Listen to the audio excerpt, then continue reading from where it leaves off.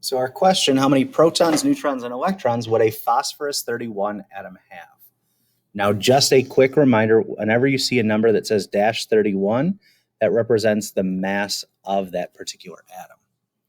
So let's get into it. For protons, neutrons, and electrons, each of these have kind of little identifiers into indicating the number present.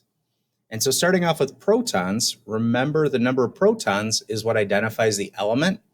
And so when we look at the periodic table, we see that phosphorus is element number 15, which means that it has 15 protons.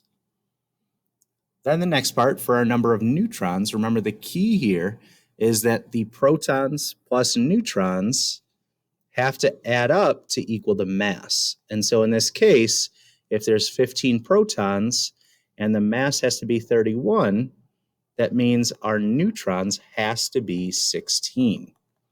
So we have 16 neutrons. And finally, for electrons, since it doesn't say that it's a phosphide, meaning it's a charge, or it doesn't say it's a phosphorus ion, that just means we can assume that it's neutral, which means the protons and electrons should be equal to one another.